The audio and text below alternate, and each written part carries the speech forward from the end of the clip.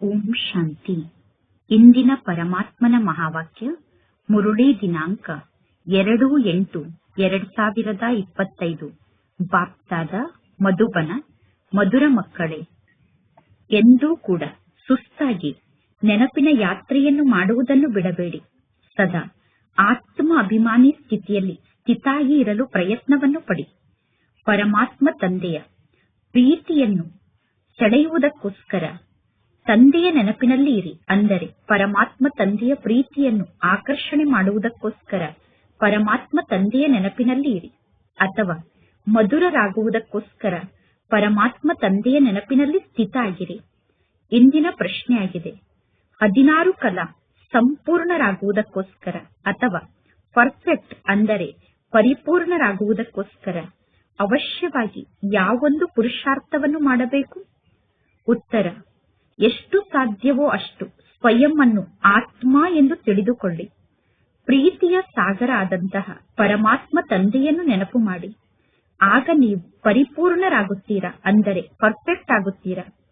ಈ ಜ್ಞಾನ ಬಹಳ ಸಹಜ ಆಗಿದೆ. ಆದರೆ 16 ಕಲಾ ಸಂಪೂರ್ಣರಾಗುವುದಕ್ಕೋಸ್ಕರ ಪರಮಾತ್ಮ ತಂದೆಯ ನೆನಪಿನ ಮೂಲಕ ಆತ್ಮವನ್ನು ಪರ್ಫೆಕ್ಟ್ ಮಾಡಿಕೊಳ್ಳಬೇಕು, ಅಂದರೆ ಪರಿಪೂರ್ಣ ಮಾಡಿಕೊಳ್ಳಬೇಕು. ಸ್ವಯಂ ಅನ್ನು ಆತ್ಮ ಎಂದು ತಿಳಿದುಕೊಳ್ಳುವುದರಿಂದ ನೀವು ಮಧುರರಾಗುತ್ತೀರಾ ಮತ್ತು ಸ್ವಯಂ ಅನ್ನು ಆತ್ಮ ಎಂದು ತಿಳಿದುಕೊಳ್ಳುವುದರಿಂದ ಎಲ್ಲಾ ಪ್ರಕಾರದ ಕಿರಿಕಿರಿಗಳು ಸಮಾಪ್ತಿಯಾಗುತ್ತದೆ. ಇಂದಿನ ಗೀತೆಯಾಗಿದೆ, ನೀವು ಪ್ರೀತಿಯ ಸಾಗರ ಆಗಿದ್ದೀರಾ. ಓಂ ಶಾಂತಿ. ಪ್ರೀತಿಯ ಸಾಗರ ಆದಂತಹ ಪರಮಾತ್ಮ ತಂದೆ ತಮ್ಮ ಮಕ್ಕಳನ್ನೂ ಕೂಡ ತಮ್ಮ ಸಮಾನ ಪ್ರೀತಿಯ ಸಾಗರರನ್ನಾಗಿ ಮಾಡುತ್ತಾರೆ. ನಾವೀಗ ಈ ರೀತಿ ಲಕ್ಷ್ಮಿ ಅಥವಾ ನಾರಾಯಣ ಆಗಬೇಕು ಅನ್ನುವ ಗುರಿ ಉದ್ದೇಶ ಮಕ್ಕಳ ಸಮ್ಮುಖದಲ್ಲಿ ಇದೆ. ಈ ಲಕ್ಷ್ಮೀ ನಾರಾಯಣರನ್ನು ಎಲ್ಲರೂ ಎಷ್ಟೊಂದು ಪ್ರೀತಿ ಮಾಡುತ್ತಾರೆ. ಈಗ ಮಕ್ಕಳಿಗೆ ಗೊತ್ತಿದೆ, ಪರಮಾತ್ಮ ತಂದೆ ನಮ್ಮನ್ನು ಈ ಲಕ್ಷ್ಮೀ ನಾರಾಯಣರ ಸಮಾನ ಮಧುರರನ್ನಾಗಿ ಮಾಡುತ್ತಾರೆ. ತಂದೆಯ ನೆನಪಿನ ಮೂಲಕ ಈಗ ಇಲ್ಲೇ ನಾವು ಮಧುರರಾಗಬೇಕು. ಭಾರತದ ಯೋಗದ ಬಗ್ಗೆ ಗಾಯನ ಇದೆ. ಇದು ಪರಮಾತ್ಮ ತಂದೆಯ ನೆನಪಾಗಿದೆ. ಈ ನೆನಪಿನ ಮೂಲಕ ನೀವು ಈ ಲಕ್ಷ್ಮೀ ನಾರಾಯಣರ ಸಮಾನ ವಿಶ್ವಕ್ಕೆ ಮಾಲೀಕರಾಗುತ್ತೀರಾ. ಈಗ ಮಕ್ಕಳಾದ ನೀವು ಇಲ್ಲಿ ಪರಿಶ್ರಮವನ್ನು ಪಡಬೇಕು. ಎಂದೂ ಕೂಡ ನಾನು ಬಹಳಷ್ಟು ಜ್ಞಾನಿಯಾಗಿದ್ದೇನೆ, ನನಗೆ ಬಹಳಷ್ಟು ಜ್ಞಾನ ಗೊತ್ತಿದೆ ಅನ್ನುವ ಅಹಂಕಾರಕ್ಕೆ ವಶ ಆಗಬಾರದು. ಏಕೆಂದರೆ ಮುಖ್ಯ ಮಾತೆ ಪರಮಾತ್ಮ ತಂದೆಯ ನೆನಪೇ ನಮಗೆ ತಂದೆಯ ಪ್ರೀತಿಯನ್ನು ಪ್ರಾಪ್ತಿ ಮಾಡಿಸುತ್ತದೆ. ನೀವು ಬಹಳಷ್ಟು ಮಧುರರಾಗಬೇಕು ಎಂದು ಬಯಸಿದರೆ, ಬಹಳಷ್ಟು ಪ್ರಿಯರಾಗಬೇಕು ಎಂದು ಬಯಸಿದರೆ, ಅಥವಾ ಶ್ರೇಷ್ಠ ಪದವಿಯನ್ನು ಪಡೆದುಕೊಳ್ಳಬೇಕು ಎಂದು ಬಯಸಿದರೆ ಪರಮಾತ್ಮ ತಂದೆಯನ್ನು ನೆನಪು ಮಾಡುವಂತಹ ಪರಿಶ್ರಮವನ್ನು ಪಡಿ. ಇಲ್ಲದಿದ್ದರೆ ನೀವು ಬಹಳಷ್ಟು ಪಶ್ಚಾತ್ತಾಪವನ್ನು ಪಡುತ್ತೀರಾ. ಏಕೆಂದರೆ ಬಹಳಷ್ಟು ಮಕ್ಕಳು ಇಂಥವರಾಗಿದ್ದಾರೆ. ಅವರು ತಂದೆಯ ನೆನಪನ್ನು ಮಾಡಿದರೂ ಕೂಡ ಆ ನೆನಪು ತಂದೆಗೆ ಬಂದು ತಲುಪುವುದಿಲ್ಲ. ಏಕೆಂದರೆ ಮಕ್ಕಳು ಪರಮಾತ್ಮ ತಂದೆಯನ್ನು ನೆನಪು ಮಾಡುವ ಮಾತಿನಲ್ಲಿ ಸುಸ್ತಾಗಿ ಬಿಡುತ್ತಾರೆ. ಆಗ ತಂದೆಯನ್ನು ನೆನಪು ಮಾಡುವುದನ್ನೇ ಬಿಟ್ಟು ಬಿಡುತ್ತಾರೆ. ಒಂದನೆಯದಾಗಿ ಆತ್ಮ ಅಭಿಮಾನಿ ಸ್ಥಿತಿಯಲ್ಲಿ ಸ್ಥಿತ ಆಗಲು ಬಹಳಷ್ಟು ಪ್ರಯತ್ನವನ್ನು ಪಡಬೇಕು. ನೀವು ಆತ್ಮ ಅಭಿಮಾನಿಗಳಾಗದೇ ಇದ್ದರೆ ಬಹಳ ಸಣ್ಣ ಪದವಿಯನ್ನು ಪಡೆದುಕೊಳ್ಳುತ್ತೀರಾ. ನೀವು ಆತ್ಮ ಅಭಿಮಾನಿಗಳಾಗದೇ ಇದ್ದರೆ ಎಂದೂ ಕೂಡ ಈ ದೇವತೆಗಳ ಸಮಾನ ಮಧುರರಾಗುವುದಿಲ್ಲ. ಬಹಳ ಕಡಿಮೆ ಜನ ಮಕ್ಕಳು ಇಂಥವರಾಗಿದ್ದಾರೆ. ಅವರು ನೆನಪಿನ ಮೂಲಕ ಪರಮಾತ್ಮ ತಂದೆಯನ್ನು ಆಕರ್ಷಣೆ ಮಾಡುತ್ತಾರೆ, ಅಂದರೆ ನೆನಪಿನ ಮೂಲಕ ತಂದೆಯನ್ನು ಸೆಳೆಯುತ್ತಾರೆ. ಏಕೆಂದರೆ ಅವರು ತಂದೆಯ ನೆನಪಿನಲ್ಲಿ ಸ್ಥಿತ ಆಗಿರುತ್ತಾರೆ. ಕೇವಲ ಒಬ್ಬ ತಂದೆಯ ನೆನಪಿನಲ್ಲಿ ಸ್ಥಿತ ಆಗಬೇಕು. ಎಷ್ಟು ಜಾಸ್ತಿ ಸಮಯ ನೀವು ಪರಮಾತ್ಮ ತಂದೆಯನ್ನು ನೆನಪು ಮಾಡುತ್ತೀರೋ ಅಷ್ಟು ನೀವು ಅತೀ ಮಧುರರಾಗುತ್ತೀರಾ. ಈ ಲಕ್ಷ್ಮೀ ನಾರಾಯಣರು ಕೂಡ ತಮ್ಮ ಹಿಂದಿನ ಜನ್ಮದಲ್ಲಿ ಪರಮಾತ್ಮ ತಂದೆಯನ್ನು ಬಹಳಷ್ಟು ನೆನಪು ಮಾಡಿದ್ದಾರೆ. ನೆನಪಿನ ಮೂಲಕ ಈ ಲಕ್ಷ್ಮೀ ನಾರಾಯಣರು ಮಧುರರಾಗಿದ್ದಾರೆ. ಸತ್ಯಯುಗದಲ್ಲಿ ನಂಬರ್ 1 ನಲ್ಲಿ ಸೂರ್ಯವಂಶಿಗಳು ಇದ್ದರು. ಚಂದ್ರವಂಶಿಗಳು ಸೆಕೆಂಡ್ ನಂಬರ್ನಲ್ಲಿ ಬರುತ್ತಾರೆ. ಈ ಲಕ್ಷ್ಮೀ ನಾರಾಯಣರು ಎಲ್ಲರಿಗೂ ಬಹಳಷ್ಟು ಪ್ರಿಯ ಆಗಿದ್ದಾರೆ. ಈ ಲಕ್ಷ್ಮೀ ನಾರಾಯಣರ ಶಾರೀರಿಕ ಚಿತ್ರಕ್ಕೂ ಮತ್ತು ರಾಮ ಸೀತೆಯ ಶಾರೀರಿಕ ಚಿತ್ರಕ್ಕೂ ಬಹಳಷ್ಟು ಅಂತರ ಇದೆ. ಈ ಲಕ್ಷ್ಮೀ ನಾರಾಯಣರಿಗೆ ಎಂದೂ ಯಾವುದೇ ಪ್ರಕಾರದ ಕಳಂಕವನ್ನು ಹೊರಿಸುವುದಿಲ್ಲ. ಶ್ರೀಕೃಷ್ಣನಿಗೆ ಬೈ ಮಿಸ್ಟೇಕ್ ಕಳಂಕವನ್ನು ಹೊರಿಸಿದ್ದಾರೆ ಅಂದರೆ ಶ್ರೀಕೃಷ್ಣನಿಗೆ ತಪ್ಪಾಗಿ ಕಳಂಕವನ್ನು ಹೊರಿಸಿದ್ದಾರೆ. ರಾಮ ಸೀತೆಗೂ ಕೂಡ ಕಳಂಕವನ್ನು ಹೊರಿಸುತ್ತಾರೆ ಅಂದರೆ ರಾಮ ಸೀತೆಯ ಬಗ್ಗೆ ಕೂಡ ನಿಂದನೆಯನ್ನು ಮಾಡುತ್ತಾರೆ.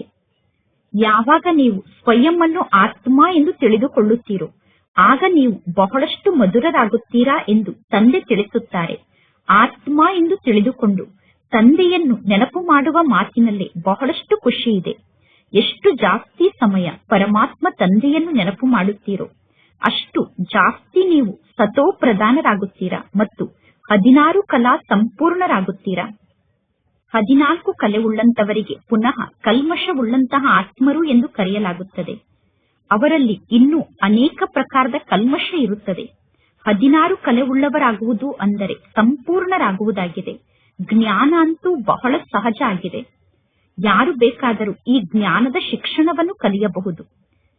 ಪ್ರತಿ ಕಲ್ಪದಲ್ಲೂ ನೀವು 84 ಜನ್ಮವನ್ನು ಪಡೆದುಕೊಳ್ಳುತ್ತಾ ಬಂದಿದ್ದೀರಾ.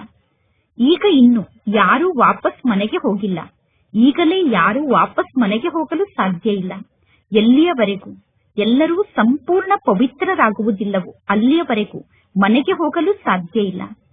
ನೀವು ಪವಿತ್ರರಾಗದೇ ಇದ್ದರೆ ಶಿಕ್ಷೆಯನ್ನು ಅನುಭವ ಮಾಡಬೇಕಾಗುತ್ತದೆ. ಪರಮಾತ್ಮ ತಂದೆ ಬಾರಿ ಬಾರಿಗೂ ತಿಳಿಸುತ್ತಾರೆ, ಎಷ್ಟು ಸಾಧ್ಯವೋ ಅಷ್ಟು ನಾನು ಆತ್ಮ ಆಗಿದ್ದೇನೆ ಅನ್ನುವ ಮೊದಲನೇ ಮಾತನ್ನು ಮೊದಲು ಪಕ್ಕಾ ಮಾಡಿಕೊಳ್ಳಿ. ಆತ್ಮನಾದ ನಾನು ನನ್ನ ಮನೆಯಲ್ಲಿ ನಿವಾಸವನ್ನು ಮಾಡುತ್ತಿದ್ದೆ.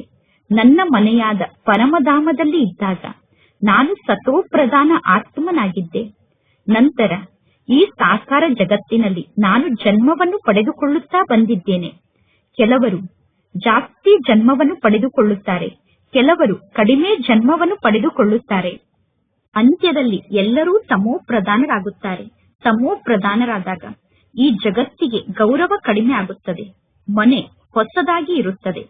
ಹೊಸ ಮನೆಯಲ್ಲಿ ಎಷ್ಟೊಂದು ಆರಾಮಾಗಿ ಇರುತ್ತಾರೆ. ಹೊಸ ಮನೆಯಲ್ಲಿ ಎಷ್ಟೊಂದು ಆರಾಮ್ನ ಅನುಭವ ಆಗುತ್ತದೆ. ಅದೇ ರೀತಿ ಹೊಸ ಜಗತ್ತಾದ ಸತ್ಯಯುಗದಲ್ಲಿ ನಾವು ಆರಾಮಾಗಿ ಇದ್ದೆವು. ನಂತರ ಆತ್ಮದಲ್ಲಿ ಕಲ್ಮಶ ಸೇರಿಕೊಳ್ಳುತ್ತಾ ಹೋಗುತ್ತದೆ. ಕಲೆ ಕಡಿಮೆ ಆಗುತ್ತಾ ಹೋಗುತ್ತದೆ. ಒಂದು ವೇಳೆ ಮಕ್ಕಳಾದ ನೀವು ಪರಿಪೂರ್ಣ ಆದಂತಹ ಪರ್ಫೆಕ್ಟ್ ಆದಂತಹ ಜಗತ್ತಿಗೆ ಹೋಗಬೇಕು ಎಂದು ಬಯಸಿದರೆ ನೀವು ಪರಿಪೂರ್ಣರಾಗಬೇಕು, ಪರ್ಫೆಕ್ಟ್ ಆಗಬೇಕು. ಕೇವಲ ಜ್ಞಾನದಲ್ಲಿ ಪರ್ಫೆಕ್ಟ್ ಆದರೆ ನಿಮಗೆ ಪರ್ಫೆಕ್ಟ್ ಎಂದು ಕರೆಯುವುದಿಲ್ಲ. ಕೇವಲ ಜ್ಞಾನಕ್ಕೆ ಪರಿಪೂರ್ಣರಾಗುವುದು ಎಂದು ಕರೆಯುವುದಿಲ್ಲ. ಆತ್ಮವನ್ನು ಪರಿಪೂರ್ಣ ಮಾಡಿಕೊಳ್ಳಬೇಕು. ನಾನು ಆತ್ಮ ಆಗಿದ್ದೇನೆ ಅನ್ನುವ ಸ್ಥಿತಿಯಲ್ಲಿ ಸ್ಥಿತಾಗಲು ಎಷ್ಟು ಸಾಧ್ಯವೋ ಅಷ್ಟು ಪ್ರಯತ್ನವನ್ನು ಪಡಬೇಕು. ನಾನು ಆತ್ಮನಾಗಿದ್ದೇನೆ, ನಾನು ಪರಮಾತ್ಮ ತಂದೆಯ ಮಗು ಆಗಿದ್ದೇನೆ ಅನ್ನುವ ಸ್ಥಿತಿಯಲ್ಲಿ ಸ್ಥಿತ ಆಗಲು ಎಷ್ಟು ಸಾಧ್ಯವೋ ಅಷ್ಟು ಪ್ರಯತ್ನವನ್ನು ಪಡಬೇಕು. ಆಂತರ್ಯದಲ್ಲಿ ಬಹಳಷ್ಟು ಖುಷಿ ಇರಬೇಕು. ಮನುಷ್ಯರು ಸ್ವಯಂ ಅನ್ನು ದೇಹದಾರಿ ಎಂದು ತಿಳಿದುಕೊಂಡು ಖುಷಿ ಪಡುತ್ತಾರೆ.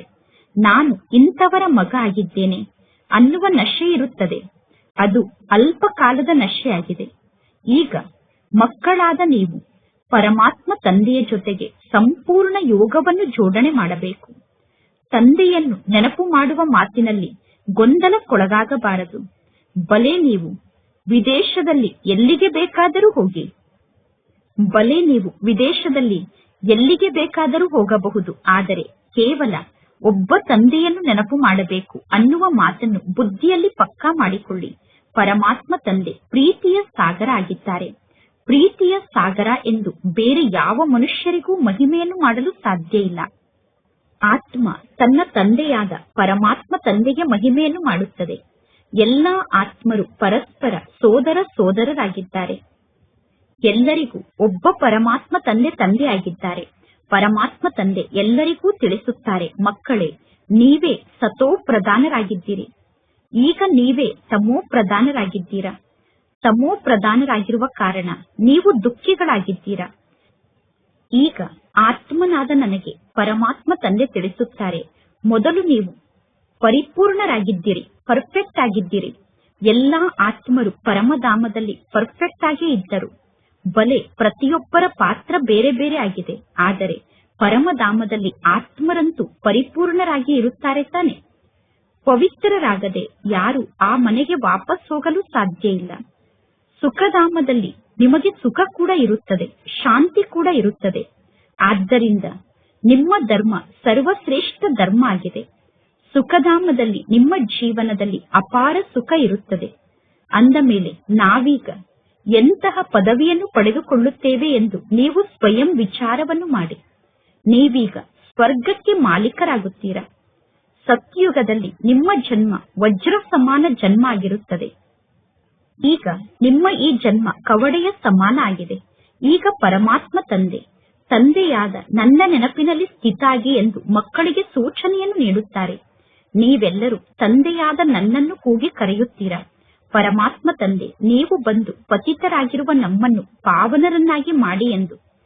ಸತ್ಯುಗ ಸಂಪೂರ್ಣ ನಿರ್ವಿಕಾರಿ ಜಗತ್ತಾಗಿದೆ.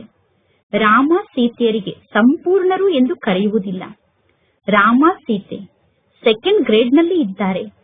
ನೆನಪಿನ ಯಾತ್ರೆಯಲ್ಲಿ ರಾಮ ಸೀತೆ ಸಂಪೂರ್ಣ ಪಾಸ್ ಆಗಿಲ್ಲ. ಬಲೆ ಜ್ಞಾನವನ್ನು ತಿಳಿಸುವ ಮಾತಿನಲ್ಲಿ ಯಾರು ಎಷ್ಟೇ ತೀಕ್ಷ್ಣವಾಗಿ ಮುಂದೆ ಇರಬಹುದು, ಆದರೆ ಕೇವಲ ಜ್ಞಾನವನ್ನು ತಿಳಿಸುವಂತವರು ಎಂದು ತಂದೆಗೆ ಮಧುರರು ಎಂದು ಅನುಭವ ಆಗುವುದಿಲ್ಲ. ನೀವು ಪರಮಾತ್ಮ ತಂದೆಯ ನೆನಪಿನಲ್ಲಿ ಸ್ಥಿತ ಆದರೆ ನೀವು ಮಧುರರಾಗುತ್ತೀರಾ. ನಂತರ ಪುನಃ ಪರಮಾತ್ಮ ತಂದೆ ಕೂಡ ನಿಮಗೆ ಮಧುರ ಎಂದು ಅನುಭವ ಆಗುತ್ತದೆ. ಶಿಕ್ಷಣ ಅಂತೂ ಬಹಳ ಸಹಜ ಆಗಿದೆ. ಈಗ ನಾವು ಪವಿತ್ರರಾಗಬೇಕು ಮತ್ತು ಪರಮಾತ್ಮ ತಂದೆಯ ನೆನಪಿನಲ್ಲಿ ಸ್ಥಿತ ಆಗಬೇಕು. ನೀವೀಗ ಪುನಃ ಈ ಜ್ಞಾನದ ಮಾತನ್ನು ಚೆನ್ನಾಗಿ ನೋಟ್ ಮಾಡಿಕೊಳ್ಳಿ. ಒಂದು ವೇಳೆ ಎಲ್ಲಾದರೂ ಯಾವುದಾದರೂ ಮಾತಿನಲ್ಲಿ ಕಿರಿಕಿರಿ ಆಗುತ್ತಿದೆ ಅಥವಾ ನೀವು ಅಹಂಕಾರಕ್ಕೆ ವಶ ಆಗುತ್ತಿದ್ದೀರಾ ಅಂದರೆ ನೀವು ಎಂದೂ ನೆನಪಿನ ಯಾತ್ರೆಯಲ್ಲಿ ಸ್ಥಿತಾಗಲು ಸಾಧ್ಯ ಇಲ್ಲ. ಮುಖ್ಯ ಮಾತು ಅಂದರೆ ಸ್ವಯಂವನ್ನು ಆತ್ಮ ಎಂದು ತಿಳಿದುಕೊಂಡು ಪರಮಾತ್ಮ ತಂದೆಯನ್ನು ನೆನಪು ಮಾಡಿ. ಜಗತ್ತಿನ ಮನುಷ್ಯರು ಬಲೆ ಎಷ್ಟೊಂದು ಜಗಳವನ್ನು ಮಾಡುತ್ತಾರೆ, ಹೊಡೆದಾಡುತ್ತಾರೆ. ಜಗತ್ತಿನ ಜನ ಹೊಡೆದಾಡಿ ತಮ್ಮ ಜೀವನವನ್ನು ವಿಷದ ಸಮಾನ ಮಾಡಿಕೊಳ್ಳುತ್ತಾರೆ. ವಿಷ ಅನ್ನುವ ಶಬ್ದ ಸತ್ಯುಗದಲ್ಲಿ ಇರುವುದಿಲ್ಲ. ಮುಂದೆ ಹೋದಂತೆ ಮನುಷ್ಯರು ತಮ್ಮ ಜೀವನವನ್ನು ಇನ್ನೂ ವಿಷದ ಸಮಾನ ಮಾಡಿಕೊಳ್ಳುತ್ತಾ ಹೋಗುತ್ತಾರೆ. ಮುಂದೆ ಹೋದಂತೆ ಮನುಷ್ಯರ ಜೀವನ ಇನ್ನೂ ಜಾಸ್ತಿ ವಿಷದ ಸಮಾನ ಆಗುತ್ತದೆ. ಏಕೆಂದರೆ ಈ ಜಗತ್ತು ವಿಕಾರ ಅನ್ನುವ ವಿಷದ ಸಾಗರ ಆಗಿದೆ. ಎಲ್ಲರೂ ರವರವ ನರಕದಲ್ಲಿ ಬಿದ್ದಿದ್ದಾರೆ. ಎಲ್ಲರೂ ಬಹಳಷ್ಟು ಕೊಳಕಾಗಿದ್ದಾರೆ. ದಿನ ಪ್ರತಿದಿನ ಕಳೆದಂತೆ ವಿಕಾರದ ಕೊಳಕು ಇನ್ನೂ ವೃದ್ಧಿಯಾಗುತ್ತಾ ಹೋಗುತ್ತದೆ. ಈ ಜಗತ್ತಿಗೆ ಕೊಳಕು ಜಗತ್ತು ಎಂದು ಕರೆಯಲಾಗುತ್ತದೆ. ಒಬ್ಬರು ಇನ್ನೊಬ್ಬರಿಗೆ ದುಃಖವನ್ನು ನೀಡುತ್ತಿರುತ್ತಾರೆ. ಏಕೆಂದರೆ ದೇಹಾಭಿಮಾನದ ಭೂತ ಎಲ್ಲರಲ್ಲೂ ಇದೆ. ಕಾಮ ವಿಕಾರದ ಭೂತ ಕೂಡ ಮನುಷ್ಯರಲ್ಲಿ ಇದೆ. ಪರಮಾತ್ಮ ತಂದೆ ತಿಳಿಸುತ್ತಾರೆ, ಈ ವಿಕಾರ ಅನ್ನುವ ಭೂತವನ್ನು ನೀವೀಗ ಓಡಿಸಬೇಕು. ಈ ಭೂತಗಳೇ ನಿಮ್ಮ ಮುಖವನ್ನು ಕಪ್ಪು ಮಾಡಿಸುತ್ತದೆ. ಕಾಮಚಿತೆಯ ಮೇಲೆ ಕುಳಿತು ನೀವು ಕಪ್ಪಾಗಿ ಬಿಡುತ್ತೀರಾ. ಆದ್ದರಿಂದ ಪರಮಾತ್ಮ ತಂದೆ ತಿಳಿಸುತ್ತಾರೆ, ಪುನಃ ನಾನು ಬಂದು ಜ್ಞಾನಾಮೃತದ ಮಳೆಯನ್ನು ಸುರಿಸುತ್ತೇನೆ. ನೀವೀಗ ಜ್ಞಾನಾಮೃತದ ಮಳೆಯ ಮೂಲಕ ಎಷ್ಟೊಂದು ಶ್ರೇಷ್ಠರಾಗುತ್ತೀರಾ. ಸತ್ಯಯುಗದಲ್ಲಿ ವಜ್ರ ವೈಡೂರ್ಯದ ಮಹಲ್ ಇರುತ್ತದೆ. ಸತ್ಯಯುಗದಲ್ಲಿ ಎಲ್ಲಾ ಪ್ರಕಾರದ ವೈಭವ ಇರುತ್ತದೆ. ಈ ಕಲಿಯುಗದಲ್ಲಿ ಎಲ್ಲಾ ವಸ್ತುಗಳಲ್ಲೂ ಕೂಡ ಕಲಬೆರಕೆಯನ್ನು ಮಾಡಿದ್ದಾರೆ. ಅಂದರೆ ಕಲಿಯುಗದಲ್ಲಿ ಎಲ್ಲಾ ವಸ್ತುವನ್ನೂ ಕೂಡ ಕಲ್ಮಶವುಳ್ಳಂತಹ ವಸ್ತುವನ್ನಾಗಿ ಮಾಡಿದ್ದಾರೆ. ಆಕಳ ಆಹಾರವನ್ನೂ ಕೂಡ ನೋಡಿ. ಆ ಆಹಾರದಲ್ಲಿರುವ ಎಲ್ಲಾ ಸಾರವನ್ನು ಮೊದಲು ತೆಗೆದುಕೊಂಡು ನಂತರ ಸಾರ ಇಲ್ಲದಂತಹ ಆಹಾರವನ್ನು ಆಕಳಿಗೆ ಕೊಡುತ್ತಾರೆ. ಆಕಳಿಗೆ ಸರಿಯಾಗಿ ಆಹಾರ ಕೂಡ ಸಿಗುವುದಿಲ್ಲ. ಶ್ರೀಕೃಷ್ಣನ ಆಕಳನ್ನು ನೋಡಿ. ಶ್ರೀಕೃಷ್ಣನ ಬಳಿ ಇರುವಂತಹ ಆಕಳನ್ನು ಎಷ್ಟು ಸುಂದರವಾದ ರೂಪದಲ್ಲಿ ತೋರಿಸುತ್ತಾರೆ. ಸತ್ಯಯುಗದಲ್ಲಿ ಅಂತಹ ಆಕಳುಗಳು ಇರುತ್ತದೆ. ಸತ್ಯಯುಗದಲ್ಲಿ ಎಂತಹ ಆಕಳು ಇರುತ್ತದೆ ಅಂದರೆ ಆ ಮಾತನ್ನೇ ಕೇಳಬೇಡಿ. ಸತ್ಯಯುಗದ ಆಕಳನ್ನು ನೋಡಿದರೆ ಸಾಕು, ಖುಷಿಯಾಗಿ ಬಿಡುತ್ತದೆ. ಈ ಕಲಿಯುಗದಲ್ಲಿ ಪ್ರತಿಯೊಂದು ವಸ್ತುವಿನಲ್ಲೂ ಇರುವಂತಹ ಸಾರವನ್ನು ಸಮಾಪ್ತಿ ಮಾಡಿಬಿಡುತ್ತಾರೆ. ಅಂದರೆ ಎಲ್ಲಾ ವಸ್ತುವಿನಲ್ಲಿ ಇರುವಂತಹ ಶಕ್ತಿಯನ್ನು ತೆಗೆದುಕೊಂಡು ವಸ್ತುವನ್ನು ಶಕ್ತಿಹೀನ ಮಾಡಿಬಿಡುತ್ತಾರೆ. ಈ ಜಗತ್ತು ಬಹಳಷ್ಟು ಚೀಚಿ ಕೊಳಕು ಜಗತ್ತಾಗಿದೆ. ಈಗ ಈ ಜಗತ್ತಿನ ಜೊತೆಗೆ ನೀವು ಮನಸ್ಸನ್ನು ಜೋಡಣೆ ಮಾಡಬಾರದು. ಪರಮಾತ್ಮ ತಂದೆ ತಿಳಿಸುತ್ತಾರೆ, ನೀವೀಗ ಎಷ್ಟೊಂದು ವಿಕಾರಿಗಳಾಗಿ ಬಿಟ್ಟಿದ್ದೀರಾ. ಯುದ್ಧದಲ್ಲಿ ಹೇಗೆ ಒಬ್ಬರು ಇನ್ನೊಬ್ಬರನ್ನು ಸಾಯಿಸುತ್ತಾರೆ, ಆಟಮಿಕ್ ಬಾಂಬ್ ಅನ್ನು ನಿರ್ಮಾಣ ಮಾಡುವಂತವರಿಗೆ ಎಷ್ಟೊಂದು ಗೌರವವನ್ನು ನೀಡುತ್ತಾರೆ. ಆದರೆ ಆ ಆಟಮಿಕ್ ಬಾಂಬ್ನ ಮೂಲಕ ಎಲ್ಲರ ವಿನಾಶ ಆಗುತ್ತದೆ. ಪರಮಾತ್ಮ ತಂದೆ ತಿಳಿಸುತ್ತಾರೆ, ಈ ಸಮಯದ ಮನುಷ್ಯರು ಹೇಗಿದ್ದಾರೆ ನೋಡಿ, ನಾಳೆಯ ಮನುಷ್ಯರು ಹೇಗೆ ಇರಬಹುದು. ಈಗ ನೀವು ಮಧ್ಯದ ಸಮಯದಲ್ಲಿ ಇದ್ದೀರಾ. ಒಳ್ಳೆಯ ಸಂಘ ನಮ್ಮನ್ನು ತೇಲಿಸುತ್ತದೆ, ಕೆಟ್ಟ ಸಂಘ ನಮ್ಮನ್ನು ಮುಳುಗಿಸುತ್ತದೆ.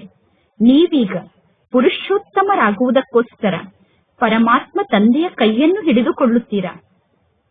ಯಾರಾದರೂ ಈಜುವುದನ್ನು ಕಲಿಯುತ್ತಿದ್ದರೆ ಈಜನ್ನು ಕಲಿಸುವಂತಹ ಟೀಚರ್ನ ಕೈಯನ್ನು ಅವರು ಹಿಡಿದುಕೊಳ್ಳಬೇಕಾಗುತ್ತದೆ.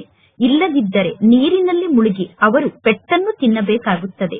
ಅದೇ ರೀತಿ ಈ ಜ್ಞಾನ ಮಾರ್ಗದಲ್ಲೂ ಕೂಡ ಪರಮಾತ್ಮ ತಂದೆಯ ಕೈಯನ್ನು ಹಿಡಿದುಕೊಳ್ಳಬೇಕು. ಇಲ್ಲದಿದ್ದರೆ ಮಾಯೆ ನಿಮ್ಮನ್ನು ಆಕರ್ಷಣೆ ಮಾಡಿಕೊಳ್ಳುತ್ತದೆ. ಅಂದರೆ ಮಾಯೆ ನಿಮ್ಮನ್ನು ತನ್ನ ಕಡೆ ಸೆಳೆದುಕೊಂಡು ಹೋಗುತ್ತದೆ. ಈಗ ಈ ಸಂಪೂರ್ಣ ಜಗತ್ತನ್ನು ನೀವು ಸ್ವರ್ಗವನ್ನಾಗಿ ಮಾಡುತ್ತೀರಾ. ಅಂದ ಮೇಲೆ ನಾವೀಗ ಸ್ವರ್ಗವನ್ನು ನಿರ್ಮಾಣ ಮಾಡುತ್ತಿದ್ದೇವೆ ಅನ್ನುವ ನಶೆಯಲ್ಲೇ ನಾವು ಸ್ಥಿತ ಆಗಬೇಕು. ನಾವು ಪರಮಾತ್ಮ ತಂದೆಯ ಶ್ರೀಮತದಂತೆ ನಮ್ಮ ರಾಜ್ಯವನ್ನು ಸ್ಥಾಪನೆ ಮಾಡುತ್ತಿದ್ದೇವೆ. ಜಗತ್ತಿನಲ್ಲಿರುವ ಎಲ್ಲಾ ಮನುಷ್ಯರು ದಾನವನ್ನು ನೀಡುತ್ತಾರೆ, ಬಡವರಿಗೆ ದಾನವನ್ನು ನೀಡುತ್ತಾರೆ. ತೀರ್ಥಯಾತ್ರೆಯಲ್ಲಿ ಮಾರ್ಗವನ್ನು ತೋರಿಸುವಂತವರಿಗೆ ದಾನವನ್ನು ನೀಡುತ್ತಾರೆ. ಅವಶ್ಯವಾಗಿ ಒಂದು ಮುಷ್ಟಿ ಅವಲಕ್ಕಿಯನ್ನಾದರೂ ದಾನವನ್ನಾಗಿ ನೀಡುತ್ತಾರೆ. ಅದೆಲ್ಲ ಭಕ್ತಿ ಮಾರ್ಗದಲ್ಲಿ ನಡೆಯುತ್ತಾ ಬಂದಿದೆ. ಈ ರೀತಿ ದಾನವನ್ನು ನೀಡುವಂತಹ ಮಾತು ಭಕ್ತಿ ಮಾರ್ಗದಲ್ಲಿ ನಡೆಯುತ್ತಾ ಬಂದಿದೆ. ಈಗ ಪರಮಾತ್ಮ ತಂದೆ ನಮ್ಮನ್ನು ಡಬ್ಬಲ್ ದಾನಿಯನ್ನಾಗಿ ಮಾಡುತ್ತಾರೆ. ಪರಮಾತ್ಮ ತಂದೆ ತಿಳಿಸುತ್ತಾರೆ, ನೀವೀಗ 3 ಹೆಜ್ಜೆ ಭೂಮಿಯಲ್ಲಿ ಈ ಈಶ್ವರಿಯ ವಿಶ್ವವಿದ್ಯಾಲಯ ಅಥವಾ ಈಶ್ವರಿಯ ಹಾಸ್ಪಿಟಲ್ ಅನ್ನು ತೆರೆಯಿರಿ. ಆಗ ಈ ವಿಶ್ವವಿದ್ಯಾಲಯ ಅಥವಾ ಹಾಸ್ಪಿಟಲ್ಗೆ ಬಂದು ಮನುಷ್ಯರು 21 ಜನ್ಮಕ್ಕೋಸ್ಕರ ಪ್ರಾಪ್ತಿಯನ್ನು ಪಡೆದುಕೊಳ್ಳುತ್ತಾರೆ. ಈ ಕಲಿಯುಗದಲ್ಲಿ ಎಂತೆಂತಹ ಕಾಯಿಲೆಗಳು ಹುಟ್ಟಿಕೊಂಡಿದೆ. ಯಾರಿಗೆ ಕಾಯಿಲೆ ಬಂದಿರುತ್ತದೆಯೋ ಅವರ ಶರೀರದ ಮೂಲಕ ಎಷ್ಟೊಂದು ದುರ್ವಾಸನೆ ಬರುತ್ತದೆ. ಹಾಸ್ಪಿಟಲ್ ಅನ್ನು ನೋಡಿದರೆ ನಿಮಗೆ ತಿರಸ್ಕಾರ ಬರುತ್ತದೆ. ಕರ್ಮ ಭೋಗ ಬಹಳಷ್ಟು ಜಾಸ್ತಿ ಇದೆ. ಈ ಎಲ್ಲಾ ಪ್ರಕಾರದ ದುಃಖದಿಂದ ಮುಕ್ತ ಆಗುವುದಕ್ಕೋಸ್ಕರ ತಂದೆ ತಿಳಿಸುತ್ತಾರೆ, ಕೇವಲ ತಂದೆಯಾದ ನನ್ನನ್ನು ನೀವು ನೆನಪು ಮಾಡಿ. ಪರಮಾತ್ಮ ತಂದೆ ಮಕ್ಕಳಾದ ನಿಮಗೆ ಬೇರೆ ಯಾವ ಮಾತಿನ ಕಷ್ಟವನ್ನೂ ಕೂಡ ಕೊಡುವುದಿಲ್ಲ. ಪರಮಾತ್ಮ ತಂದೆಗೆ ಗೊತ್ತಿದೆ, ಮಕ್ಕಳಾದ ನೀವು ಬಹಳಷ್ಟು ಕಷ್ಟವನ್ನು ಜೀವನದಲ್ಲಿ ನೋಡಿದ್ದೀರಾ. ವಿಕಾರಿ ಮನುಷ್ಯರ ಚೆಹರೆಯೇ ಬದಲಾಗಿ ಬಿಡುತ್ತದೆ. ಮನುಷ್ಯರು ವಿಕಾರಕ್ಕೆ ವಶ ಆದಾಗ ಅವರ ಚೆಹರೆಯೇ ಬದಲಾಗುತ್ತದೆ. ಅವರ ಚೆಹರೆ ಶವದ ಸಮಾನ ಆಗಿಬಿಡುತ್ತದೆ. ಹೇಗೆ ಡ್ರಿಂಕ್ಸ್ ಅನ್ನು ಮಾಡುವಂತವರು ಡ್ರಿಂಕ್ಸ್ ಅನ್ನು ಮಾಡದೇ ಇರಲು ಸಾಧ್ಯ ಇಲ್ಲ. ಶರಾಬನ್ನು ಕುಡಿಯುವಂತವರಿಗೆ ಶರಾಬನ್ನು ಕುಡಿಯದೆ ಹಾಗೆ ಇರಲು ಸಾಧ್ಯ ಆಗುವುದಿಲ್ಲ. ಕುಡಿದಾಗ ಅವರಿಗೆ ಬಹಳಷ್ಟು ನಶೆ ಇರುತ್ತದೆ. ಆದರೆ ಅದು ಅಲ್ಪ ಕಾಲದ ನಶೆಯಾಗಿದೆ. ಪರಮಾತ್ಮ ತಂದೆ ತಿಳಿಸುತ್ತಾರೆ, ವಿಕಾರಿ ಮನುಷ್ಯರ ಆಯಸ್ಸು ಬಹಳಷ್ಟು ಕಡಿಮೆ ಆಗುತ್ತದೆ. ನಿರ್ವಿಕಾರಿ ದೇವತೆಗಳ ಆಯಸ್ಸು ಸರಾಸರಿ 125 ವರ್ಷದಿಂದ 150 ವರ್ಷದವರೆಗೂ ಇರುತ್ತದೆ. ನೀವೀಗ ಸದಾ ಕಾಲಕ್ಕೋಸ್ಕರ ಆರೋಗ್ಯವಂತರಾಗುತ್ತೀರಾ. ಅಂದ ಮೇಲೆ ನಿಮ್ಮ ಆಯಸ್ಸು ಕೂಡ ವೃದ್ಧಿಯಾಗುತ್ತದೆ. ನಿಮ್ಮ ಕಾಯ ನಿರೋಗಿ ಕಾಯ ಆಗುತ್ತದೆ. ಪರಮಾತ್ಮ ತಂದೆಗೆ ಅವಿನಾಶಿ ಸರ್ಜನ್ ಎಂದು ಕರೆಯಲಾಗುತ್ತದೆ. ಸದ್ಗುರು ಆದಂತಹ ಪರಮಾತ್ಮ ತಂದೆ ಜ್ಞಾನದ ಇಂಜೆಕ್ಷನ್ ಕೊಟ್ಟು ಅಜ್ಞಾನದ ಅಂಧಕಾರವನ್ನು ವಿನಾಶ ಮಾಡುತ್ತಾರೆ. ಪರಮಾತ್ಮ ತಂದೆಯ ಬಗ್ಗೆ ಜಗತ್ತಿನ ಜನರಿಗೆ ಗೊತ್ತಿಲ್ಲ. ಆದ್ದರಿಂದ ಈ ಜಗತ್ತಿಗೆ ಅಜ್ಞಾನದ ಅಂಧಕಾರದ ಜಗತ್ತು ಎಂದು ಕರೆಯಲಾಗುತ್ತದೆ. ಇದು ಭಾರತದ ನಿವಾಸಿಗಳ ಮಾತಾಗಿದೆ. ಪರಮಾತ್ಮ ತಂದೆಯ ಬಗ್ಗೆ ಗೊತ್ತಿರದೇ ಇರುವ ಕಾರಣ ಎಲ್ಲರೂ ಅಜ್ಞಾನದ ಅಂಧಕಾರದಲ್ಲಿ ಇದ್ದಾರೆ. ಯೇಸು ಕ್ರಿಸ್ತನ ಬಗ್ಗೆ ಕ್ರಿಶ್ಚಿಯನ್ ಧರ್ಮದವರಿಗೆ ಗೊತ್ತಿದೆ. ಇಂತಹ ಸಂವತ್ಸರದಲ್ಲಿ ಯೇಸು ಕ್ರಿಸ್ತ ಬಂದರು ಎಂದು ಅವರು ಹೇಳುತ್ತಾರೆ. ಕ್ರಿಶ್ಚಿಯನ್ನರ ಬಳಿ ತಮ್ಮ ಧರ್ಮದವರ ಸಂಪೂರ್ಣ ಲೀಸ್ಟ್ ಇದೆ. ಹೇಗೆ ನಂಬರ್ ವಾರಾಗಿ ಪೋಪ್ ಅವರು ಗದ್ದಿಯ ಮೇಲೆ ಕುಳಿತುಕೊಳ್ಳುತ್ತಾರೆ, ಅಂದರೆ ನಂಬರ್ ವಾರಾಗಿ ಪೋಪ್ ಹೇಗೆ ಸಿಂಹಾಸನದ ಮೇಲೆ ಕುಳಿತುಕೊಳ್ಳುತ್ತಾರೆ ಎಂದು ಕ್ರಿಶ್ಚಿಯನ್ನರಿಗೆ ಗೊತ್ತಿದೆ. ಕೇವಲ ಭಾರತ ದೇಶದವರಿಗೆ ಮಾತ್ರ ಯಾರ ಜೀವನದ ಚರಿತ್ರೆಯ ಬಗ್ಗೆಯೂ ಗೊತ್ತಿಲ್ಲ. ಭಾರತದ ನಿವಾಸಿಗಳಿಗೆ ದೇವತೆಗಳ ಜೀವನದ ಚರಿತ್ರೆಯ ಬಗ್ಗೆ ಗೊತ್ತಿಲ್ಲ. ಎಲ್ಲರೂ ಹೇ ದುಃಖಹರ್ತ ಸುಖಕರ್ತ ಪರಮಾತ್ಮ ತಂದೆ ಬನ್ನಿ ಎಂದು ಕರೆಯುತ್ತಾರೆ. ಹೇ ಮಾತ್ಪಿತಾ ಬನ್ನಿ ಎಂದು ಪರಮಾತ್ಮ ತಂದೆಯನ್ನು ಕರೆಯುತ್ತಾರೆ. ಒಳ್ಳೆಯದು. ಮಾತ್ಪಿತಾರವರ ಜೀವನದ ಕಥೆಯನ್ನು ತಿಳಿಸಿ ಅಂದರೆ ಮಾತ್ಪಿತಾ ಆದಂತಹ ಪರಮಾತ್ಮ ತಂದೆಯ ಜೀವನದ ಕಥೆಯ ಬಗ್ಗೆ ಯಾರಿಗೂ ಗೊತ್ತಿಲ್ಲ. ಈಗ ಇದು ಪುರುಷೋತ್ತಮ ಸಂಗಮ ಯುಗ ಆಗಿದೆ ಅನ್ನುವುದು ನಿಮಗೆ ಗೊತ್ತಿದೆ. ನಾವೀಗ ಪುರುಷೋತ್ತಮರಾಗುತ್ತಿದ್ದೇವೆ. ಅಂದ ಮೇಲೆ ಸಂಪೂರ್ಣ ಜ್ಞಾನದ ಶಿಕ್ಷಣವನ್ನು ನಾವು ಕಲಿಯಬೇಕು. ಲೋಕದ ಮರ್ಯಾದೆ, ಕುಲದ ಮರ್ಯಾದೆಯಲ್ಲಿ ಬಹಳಷ್ಟು ಮಕ್ಕಳು ಸಿಕ್ಕಿ ಹಾಕಿಕೊಂಡಿರುತ್ತಾರೆ. ಲೋಕದ ಜನ ಏನೆಂದು ಹೇಳಬಹುದು ಎಂದು ಲೋಕದ ಮರ್ಯಾದೆಗೆ ಹೆದರಿ, ಕುಲದ ಮರ್ಯಾದೆಗೆ ಹೆದರಿ ಬಹಳಷ್ಟು ಜನ ಜಗತ್ತಿನ ಬಂಧನದಲ್ಲಿ ಸಿಕ್ಕಿ ಹಾಕಿಕೊಂಡಿರುತ್ತಾರೆ. ಈ ಬ್ರಹ್ಮ ತಂದೆ ಯಾವ ಮರ್ಯಾದೆಯ ಬಗ್ಗೆ ಕೂಡ ಚಿಂತೆಯನ್ನು ಮಾಡಲಿಲ್ಲ. ಬ್ರಹ್ಮ ತಂದೆ ಯಾರ ಮಾತಿನ ಬಗ್ಗೆ ಚಿಂತೆಯನ್ನು ಮಾಡಲಿಲ್ಲ, ಯಾರನ್ನೂ ಕೇರ್ ಮಾಡಲಿಲ್ಲ. ಬ್ರಹ್ಮ ತಂದೆಗೆ ಎಷ್ಟೊಂದು ಬೈದರು, ಬ್ರಹ್ಮ ತಂದೆ ಎಷ್ಟೊಂದು ನಿಂದನೆಯನ್ನು ಮಾಡಿಸಿಕೊಂಡರು. ನಾನು ಇಷ್ಟೊಂದು ನಿಂದನೆಯನ್ನು ಮಾಡಿಸಿಕೊಳ್ಳಬೇಕಾಗುತ್ತದೆ ಎಂದು ಬ್ರಹ್ಮ ತಂದೆಯ ಮನಸ್ಸಿನಲ್ಲಿ ವಿಚಾರ ಇರಲಿಲ್ಲ. ನಾನು ಇಷ್ಟೊಂದು ನಿಂದನೆಯನ್ನು ಮಾಡಿಸಿಕೊಳ್ಳಬೇಕಾಗುತ್ತದೆ ಎಂದು ಬ್ರಹ್ಮ ತಂದೆಯ ಬುದ್ಧಿಯಲ್ಲಿ ಇರಲಿಲ್ಲ. ಮಾರ್ಗದಲ್ಲಿ ನಡೆಯುತ್ತಾ ನಡೆಯುತ್ತಾ ಬ್ರಾಹ್ಮಣ ಸಿಕ್ಕಿ ಹಾಕಿಕೊಂಡರು ಎಂದು ಕಥೆಯಲ್ಲಿ ಹೇಳುತ್ತಾರೆ ತಾನೆ. ಆ ರೀತಿ ತಮ್ಮ ಜೀವನದ ಮಾರ್ಗದಲ್ಲಿ ನಡೆಯುತ್ತಿದ್ದಂತಹ ಬ್ರಹ್ಮ ತಂದೆ ಸಿಕ್ಕಿ ಹಾಕಿಕೊಂಡರು ಎಂದು ಹೇಳಲಾಗುತ್ತದೆ. ಪರಮಾತ್ಮ ತಂದೆ ಬ್ರಹ್ಮ ತಂದೆಯನ್ನು ಬ್ರಾಹ್ಮಣನನ್ನಾಗಿ ಮಾಡಿದರು. ಆದ್ದರಿಂದ ಬ್ರಹ್ಮ ತಂದೆ ನಿಂದನೆಯನ್ನು ಮಾಡಿಸಿಕೊಳ್ಳಬೇಕಾಯಿತು. ಸಂಪೂರ್ಣ ಪಂಚಾಯಿತಿ ಒಂದು ಕಡೆಗೆ ಇತ್ತು, ಬ್ರಹ್ಮ ತಂದೆ ಒಬ್ಬರೇ ಇನ್ನೊಂದು ಕಡೆ ಇದ್ದರು. ಸಿಂಧಿಗಳ ಸಂಪೂರ್ಣ ಪಂಚಾಯಿತಿಯವರು ನೀನು ಏನನ್ನು ಮಾಡುತ್ತಿದ್ದೀಯಾ ಎಂದು ಬ್ರಹ್ಮ ತಂದೆಗೆ ಕೇಳಿದರು. ಅರೆ, ಗೀತೆಯಲ್ಲೂ ಕೂಡ ಭಗವಾನ್ ವಾಚಿದೆ ತಾನೆ, ಕಾಮ ಮಹಾಶತ್ರು ಆಗಿದೆ. ಕಾಮ ವಿಕಾರದ ಮೇಲೆ ವಿಜಯವನ್ನು ಪಡೆದುಕೊಂಡರೆ ನೀವು ವಿಶ್ವಕ್ಕೆ ಮಾಲೀಕರಾಗುತ್ತೀರಾ ಅನ್ನುವುದು ಭಗವದ್ಗೀತೆಯ ಶಬ್ದ ಆಗಿದೆ. ಕಾಮ ವಿಕಾರದ ಮೇಲೆ ವಿಜಯವನ್ನು ಪಡೆದುಕೊಂಡರೆ ನೀವು ಜಗಜ್ಜೀತರಾಗುತ್ತೀರಾ ಎಂದು ನನ್ನ ಮೂಲಕ ಯಾರೋ ಹೇಳಿಸುತ್ತಿದ್ದಾರೆ ಎಂದು ಬ್ರಹ್ಮ ತಂದೆ ಹೇಳಿದರು. ಈ ಲಕ್ಷ್ಮೀನಾರಾಯಣರು ಕಾಮ ವಿಕಾರದ ಮೇಲೆ ವಿಜಯವನ್ನು ಪಡೆದುಕೊಂಡಿದ್ದಾರೆ ತಾನೆ. ಸತ್ಯಯುಗದಲ್ಲಿ ಯುದ್ಧ ಮುಂತಾದ ಯಾವ ಮಾತು ಇರುವುದಿಲ್ಲ. ಈಗ ನಾನು ನಿಮಗೆ ಸ್ವರ್ಗದ ರಾಜ್ಯಭಾಗ್ಯವನ್ನು ನೀಡುವುದಕ್ಕೋಸ್ಕರ ಬಂದಿದ್ದೇನೆ. ಈಗ ನೀವು ಪವಿತ್ರರಾಗಿ ಮತ್ತು ಪರಮಾತ್ಮ ತಂದೆಯನ್ನು ನೆನಪು ಮಾಡಿ. ಪತ್ನಿ ಹೇಳುತ್ತಾರೆ ನಾನು ಪಾವನ ಆಗಿ ಇರುತ್ತೇನೆ ಎಂದು, ಪತಿ ಹೇಳುತ್ತಾರೆ ನಾನು ಪಾವನ ಆಗುವುದಿಲ್ಲ ಎಂದು. ಆಗ ಒಬ್ಬರು ಹಂಸ, ಇನ್ನೊಬ್ಬರು ಬಕಪಕ್ಷಿಯಾಗಿ ಬಿಡುತ್ತಾರೆ. ಪರಮಾತ್ಮ ತಂದೆ ಬಂದು ಜ್ಞಾನರತ್ನವನ್ನು ಆರಿಸುವಂತಹ ಹಂಸವನ್ನಾಗಿ ನಮ್ಮನ್ನು ಮಾಡುತ್ತಾರೆ. ಆದರೆ ಒಬ್ಬರು ಹಂಸ ಆಗುತ್ತಾರೆ, ಇನ್ನೊಬ್ಬರು ಹಂಸ ಆಗುವುದಿಲ್ಲ. ಆಗ ಪರಸ್ಪರರ ಮಧ್ಯದಲ್ಲಿ ಎಷ್ಟೊಂದು ಜಗಳ ನಡೆಯುತ್ತದೆ. ಯಜ್ಞದ ಆದಿಯ ಸಮಯದಲ್ಲಿ ಮಕ್ಕಳಲ್ಲಿ ಬಹಳಷ್ಟು ಶಕ್ತಿ ಇತ್ತು. ಈಗ ಮಕ್ಕಳಲ್ಲಿ ಅಂತಹ ಯಾವ ಶಕ್ತಿಯೂ ಇಲ್ಲ. ಬಲೆ ಮಕ್ಕಳು ಹೇಳುತ್ತಾರೆ ನಾನು ಪರಮಾತ್ಮ ತಂದೆಯ ಆಸ್ತಿಗೆ ವಾರಸುದಾರ ಆಗಿದ್ದೇನೆ ಎಂದು. ಆದರೆ ತಂದೆಯ ಆಸ್ತಿಗೆ ವಾರಸುದಾರರಾಗುವ ಮಾತೇ ಬೇರೆ ಆಗಿದೆ. ಅಂದರೆ ವಾರಸುದಾರರ ಲಕ್ಷಣಗಳೇ ಬೇರೆ ರೀತಿ ಇರುತ್ತದೆ. ಯಜ್ಞದ ಆದಿಯ ಸಮಯದಲ್ಲಿ ಚಮತ್ಕಾರ ಆಯಿತು. ದೊಡ್ಡ ದೊಡ್ಡ ಮನೆತನದವರೂ ಕೂಡ ತಕ್ಷಣ ಮನೆಯನ್ನು ಬಿಟ್ಟು ತಂದೆಯ ಮೂಲಕ ಆಸ್ತಿಯನ್ನು ಪಡೆದುಕೊಳ್ಳುವುದಕ್ಕೋಸ್ಕರ ಇಲ್ಲಿಗೆ ಬಂದರು. ಅವರು ತಂದೆಯ ಮಕ್ಕಳಾಗಿ ಯೋಗ್ಯರಾಗಿ ಬಿಟ್ಟರು. ಆದಿಯ ಸಮಯದಲ್ಲಿ ಯಾರೆಲ್ಲ ಈ ಯಜ್ಞಕ್ಕೆ ಬಂದರೋ ಅವರು ಚಮತ್ಕಾರವನ್ನು ಮಾಡಿದರು.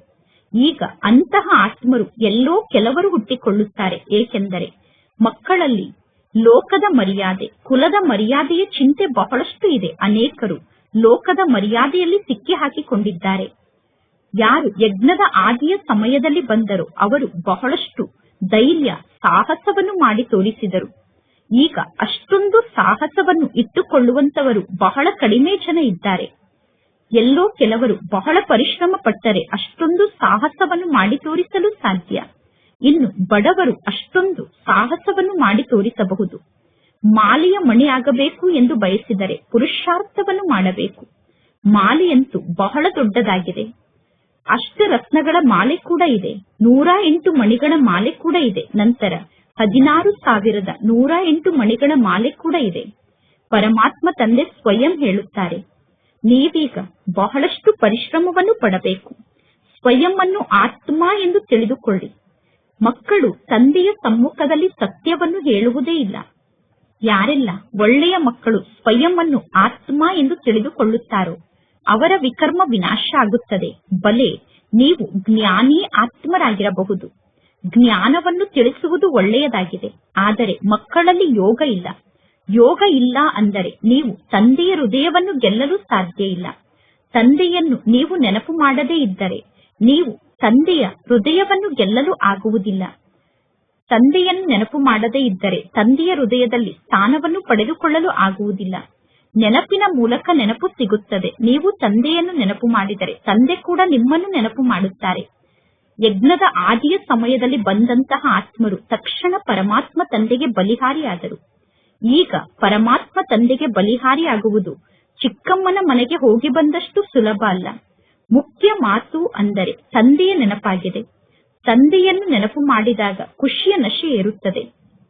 ಎಷ್ಟು ಜಾಸ್ತಿ ಕಲೆಗಳು ಕಡಿಮೆ ಆಗುತ್ತಾ ಹೋಗುತ್ತದೆಯೋ ಅಷ್ಟು ದುಃಖ ಜಾಸ್ತಿ ಆಗುತ್ತದೆ. ಈಗ ಪುನಃ ಕಲೆಗಳು ಜಾಸ್ತಿ ಆದರೆ ಖುಷಿಯ ನಶೆ ಜಾಸ್ತಿ ಆಗುತ್ತದೆ. ಅಂತ್ಯದಲ್ಲಿ ನಿಮಗೆ ಎಲ್ಲಾ ಮಾತಿನ ಸಾಕ್ಷಾತ್ಕಾರ ಆಗುತ್ತದೆ. ಯಾರು ಪರಮಾತ್ಮ ತಂದೆಯನ್ನು ಜಾಸ್ತಿ ನೆನಪು ಮಾಡುತ್ತಾರೋ ಅವರಿಗೆ ಯಾವ ಪದವಿ ಸಿಗುತ್ತದೆ? ತಂದೆಯನ್ನು ಬಹಳಷ್ಟು ನೆನಪು ಮಾಡಿದರೆ ಅಂತ್ಯದಲ್ಲಿ ಎಲ್ಲಾ ಪ್ರಕಾರದ ಸಾಕ್ಷಾತ್ಕಾರ ಆಗುತ್ತದೆ. ಯಾವಾಗ ವಿನಾಶ ಆಗುತ್ತದೆಯೋ ಆಗ ನೀವು ಸ್ವರ್ಗದ ಸಾಕ್ಷಾತ್ಕಾರದ ಹಲ್ವಾವನ್ನು ತಿನ್ನುತ್ತಿರುತ್ತೀರಾ. ವಿನಾಶದ ಸಮಯದಲ್ಲಿ ಸ್ವರ್ಗದ ಸಾಕ್ಷಾತ್ಕಾರ ಅನ್ನುವ ಹಲ್ವಾ ನಿಮಗೆ ಪ್ರಾಪ್ತಿಯಾಗುತ್ತದೆ. ಪರಮಾತ್ಮ ತಂದೆ ಬಾರಿ ಬಾರಿಗೂ ತಿಳಿಸುತ್ತಾರೆ, ನೆನಪಿನ ಯಾತ್ರೆಯನ್ನು ವೃದ್ಧಿ ಮಾಡಿಕೊಳ್ಳಿ.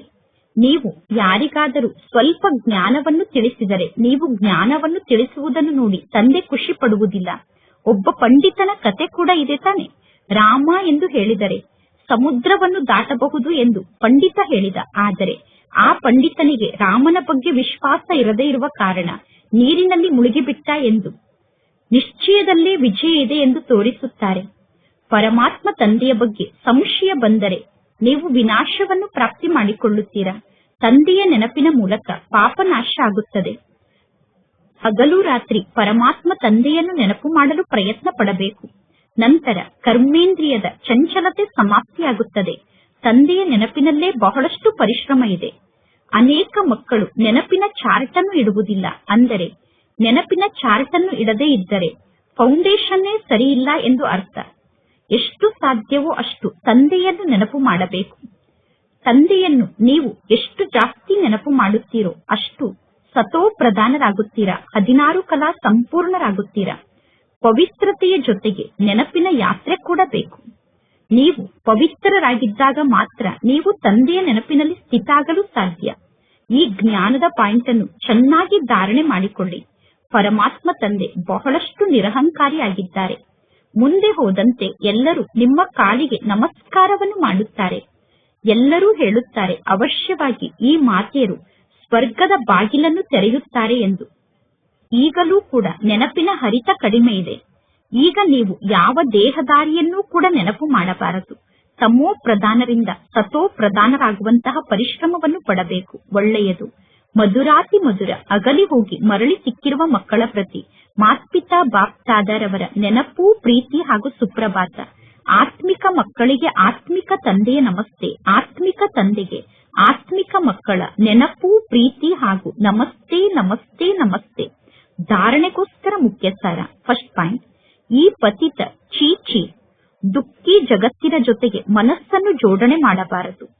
ಒಬ್ಬ ಪರಮಾತ್ಮ ತಂದೆಯ ಕೈಯನ್ನು ಹಿಡಿದುಕೊಂಡು ಈ ಜಗತ್ತನ್ನು ಪಾರು ಮಾಡಿ ಆ ಸತ್ಯುಗಕ್ಕೆ ಹೋಗಬೇಕು. ಅಂದರೆ ಆ ದಡಕ್ಕೆ ಹೋಗಬೇಕು. ಸೆಕೆಂಡ್ ಪಾಯಿಂಟ್, ಮಾಲೆಯ ಮಣಿ ಆಗುವುದಕ್ಕೋಸ್ಕರ ಬಹಳಷ್ಟು ಸಾಹಸವನ್ನು ಇಟ್ಟುಕೊಂಡು ಪುರುಷಾರ್ಥವನ್ನು ಮಾಡಬೇಕು. ಜ್ಞಾನ ರತ್ನವನ್ನೇ ಆರಿಸಿಕೊಳ್ಳುವಂತಹ ಹಂಸ ಆಗಬೇಕು. ಯಾವುದೇ ಪ್ರಕಾರದ ವಿಕರ್ಮವನ್ನು ಮಾಡಬಾರದು. ಇಂದಿನ ವರದಾನ ಆಗಿದೆ. ನಿಮಿತ್ತ ಭಾವದ ಮೂಲಕ ಸೇವೆಯಲ್ಲಿ ಸಫಲತೆಯನ್ನು ಪ್ರಾಪ್ತಿ ಮಾಡಿಕೊಳ್ಳುವಂತಹ ಶ್ರೇಷ್ಠ ಸೇವಾದಾರಿಗಳಾಗಿ. ನಿಮಿತ್ತ ಭಾವನೆ ಸೇವೆಯಲ್ಲಿ ಸ್ವತಃ ಸಫಲತೆಯನ್ನು ಪ್ರಾಪ್ತಿ ಮಾಡಿಸುತ್ತದೆ. ನಿಮಿತ್ತ ಭಾವನೆ ಇಲ್ಲ ಅಂದರೆ ಸಫಲತೆ ಸಿಗುವುದಿಲ್ಲ. ಶ್ರೇಷ್ಠ ಸೇವಾದಾರಿಗಳಾಗುವುದು ಅಂದರೆ ತಂದೆಯ ಹೆಜ್ಜೆಯ ಮೇಲೆ ಪ್ರತಿಯೊಂದು ಹೆಜ್ಜೆಯನ್ನು ಇಡುವಂತವರಾಗಬೇಕು. ಪ್ರತಿ ಹೆಜ್ಜೆಯಲ್ಲೂ ಶ್ರೇಷ್ಠ ಮತ ಇರಬೇಕು ಮತ್ತು ಪ್ರತಿ ಹೆಜ್ಜೆಯಲ್ಲೂ ಶ್ರೇಷ್ಠ ಮತದಂತೆ ಎಲ್ಲರನ್ನೂ ಶ್ರೇಷ್ಠರನ್ನಾಗಿ ಮಾಡುವಂತವರಾಗಬೇಕು. ಎಷ್ಟು ಸೇವೆಯಲ್ಲಿ ಸ್ಥಿತ ಆಗುತ್ತೀರೋ ಆಗ ಸ್ವಯಂನಲ್ಲಿ ಇರುವಂತಹ ವ್ಯರ್ಥ ಸಮಾಪ್ತಿಯಾಗುತ್ತದೆ. ಮತ್ತು ಅಷ್ಟೇ ನೀವು ಸಮರ್ಥರಾಗುತ್ತೀರಾ ಮತ್ತು ಸಮರ್ಥ ಆತ್ಮರು ಪ್ರತಿ ಹೆಜ್ಜೆಯಲ್ಲೂ ಸಫಲತೆಯನ್ನು ಪ್ರಾಪ್ತಿ ಮಾಡಿಕೊಳ್ಳುತ್ತಾರೆ. ಯಾರು ಉಮಂಗ್ ಉತ್ಸಾಹದಲ್ಲಿ ಸ್ವಯಂ ಸ್ಥಿತ ಆಗಿರುತ್ತಾರೋ ಅವರೇ ಶ್ರೇಷ್ಠ ಸೇವಾದಾರಿಗಳಾಗಿದ್ದಾರೆ. ಅವರು ಅನ್ಯರಿಗೂ ಕೂಡ ಉಮಂಗ್ ಉತ್ಸಾಹದ ಅನುಭವವನ್ನು ಮಾಡಿಸುತ್ತಾರೆ. ಇಂದಿನ ಸ್ಲೋಗನ್ ಆಗಿದೆ, ಈಶ್ವರನ ಸೇವೆಯಲ್ಲಿ ಸ್ವಯಂ ಅನ್ನು ಸದಾ ಆಫರ್ ಮಾಡಿಕೊಳ್ಳಿ, ಆಗ ನಿಮಗೆ ಅವಕಾಶಗಳು ಸಿಗುತ್ತದೆ. ಈಶ್ವರನ ಸೇವೆಗೋಸ್ಕರ ನಾನು ಸದಾ ಸಿದ್ಧ, ನಾನು ಈ ಸೇವೆಯನ್ನು ಮಾಡಲು ತಯಾರಾಗಿದ್ದೇನೆ ಎಂದು ನೀವು ಸ್ವಯಂ ಸೇವೆಗೋಸ್ಕರ ನಿಮ್ಮನ್ನು ನೀವು ಆಫರ್ ಮಾಡಿಕೊಂಡಾಗ ನಿಮಗೆ ಸೇವೆಯ ಅವಕಾಶ ಸಿಗುತ್ತದೆ. ಇಂದಿನ ಅವ್ಯಕ್ತ ಸೂಚನೆ ಆಗಿದೆ, ಸಹಜ ಯೋಗಿ ಆಗಬೇಕು ಅಂದರೆ ಪರಮಾತ್ಮ ತಂದೆಯ ಪ್ರೀತಿಯ ಅನುಭವವನ್ನು ಮಾಡಿ. ಪರಮಾತ್ಮ ತಂದೆಯ ಪ್ರೀತಿ ಅನ್ನುವ ಹಗ್ಗ ದೂರದಲ್ಲಿರುವ ನಿಮ್ಮನ್ನು ತಂದೆಯ ಬಳಿ ಸೆಳೆದುಕೊಂಡು ಬರುತ್ತದೆ ಮತ್ತು ಈ ಪ್ರೀತಿ ಎಂತಹ ಸುಖವನ್ನು ನೀಡುವಂತಹ ಪ್ರೀತಿಯಾಗಿದೆ ಅಂದರೆ ಈ ಪ್ರೀತಿಯಲ್ಲಿ 1 ಸೆಕೆಂಡ್ನಲ್ಲಿ ಮುಳುಗಿಬಿಡಿ, ಆಗ ಅನೇಕ ಪ್ರಕಾರದ ದುಃಖ ಮರೆತು ಹೋಗುತ್ತದೆ ಮತ್ತು ಸದಾ ಕಾಲಕ್ಕೋಸ್ಕರ ಸುಖದ ಉಯ್ಯಾಲೆಯಲ್ಲಿ ಆಟವನ್ನು ಆಡುತ್ತೀರಾ. ಪರಮಾತ್ಮ ತಂದೆಗೆ ಮಕ್ಕಳಾದ ನಿಮ್ಮ ಬಗ್ಗೆ ಎಷ್ಟು ಪ್ರೀತಿ ಇದೆ ಅಂದರೆ ನಿಮ್ಮ ಜೀವನದ ಎಲ್ಲಾ ಸುಖ ಶಾಂತಿಯ ಇಚ್ಛೆಯನ್ನು ಪರಮಾತ್ಮ ತಂದೆ ಪೂರ್ಣ ಮಾಡುತ್ತಾರೆ. ತಂದೆ ಸುಖವನ್ನು ನೀಡುವುದಿಲ್ಲ, ಆದರೆ ನಿಮ್ಮನ್ನೇ ಸುಖದ ಭಂಡಾರಕ್ಕೆ ಮಾಲೀಕರನ್ನಾಗಿ ಮಾಡುತ್ತಾರೆ. ಒಳ್ಳೆಯದು. ಓಂ ಶಾಂತಿ.